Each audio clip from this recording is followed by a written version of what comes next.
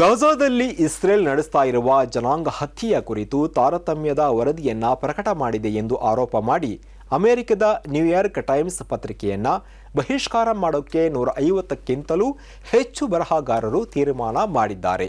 ಈ ಪತ್ರಿಕೆ ಸಂಪೂರ್ಣವಾಗಿ ಇಸ್ರೇಲ್ ಪರ ವರದಿಗಳನ್ನು ಪ್ರಕಟ ಮಾಡಿದೆ. ಹೀಗಾಗಿ ಈ ಪತ್ರಿಕೆಗೆ ಬರೆಯುವುದಕ್ಕೆ ನಾವು ಸಿದ್ಧ ಇಲ್ಲ ಎಂದು ಈ ಬರಹಗಾರರು ತೀರ್ಮಾನ ಮಾಡಿರುವುದಾಗಿ ಈ ವರದಿಗಾರರನ್ನ ಉಲ್ಲೇಖ ಮಾಡಿ ಮಿಡ್ಲ್ ಈಸ್ಟ್ ಐ ಪತ್ರಿಕೆ ವರದಿ ತಿಳಿಸಿರುವಂತದ್ದು.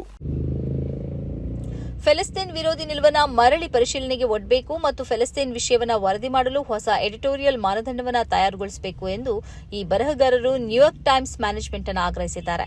ಇಸ್ರೇಲ್ಗೆ ಅಮೆರಿಕವು ಆಯುಧ ಮಾರಾಟ ಮಾಡದಂತೆ ನಿಷೇಧ ಹೇರಲು ಎಡಿಟೋರಿಯಲ್ನಲ್ಲಿ ಆಗ್ರಹಿಸಬೇಕು ಎಂದು ಕೂಡ ಈ ಬರಹಗಾರರು ಸೂಚನೆ ನೀಡಿದ್ದಾರೆ.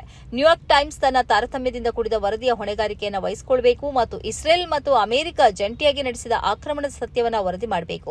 ಹೀಗೆ ಮಾಡದಿದ್ದರೆ ಜನಾಂಗ ಹತ್ಯೆಗೆ ನ್ಯೂಯಾರ್ಕ್ ಟೈಮ್ಸ್ನ ಬೆಂಬಲವಾಗಿ ಇದನ್ನು ಪರಿಗಣಿಸಬೇಕಾಗುತ್ತದೆ. ನ್ಯೂಯಾರ್ಕ್ ಟೈಮ್ಸ್ ಪತ್ರಿಕೆಯು ಹಲವು ಸಮಯದಿಂದ ಅಮೆರಿಕ ಮತ್ತು ಇಸ್ರೇಲ್ನ ಸುಳ್ಳನ್ನು ಅಡಗಿಸಲು ಪ್ರಯತ್ನಿಸುತ್ತಿರುವುದನ್ನು ತಡೆಯುವುದಕ್ಕೆ ನಾವು ಈ ಅಸಹಕಾರವನ್ನು ತೋರುತ್ತಿದ್ದೇವೆ ಎಂದು ಅವರು ಹೇಳಿದ್ದಾರೆ.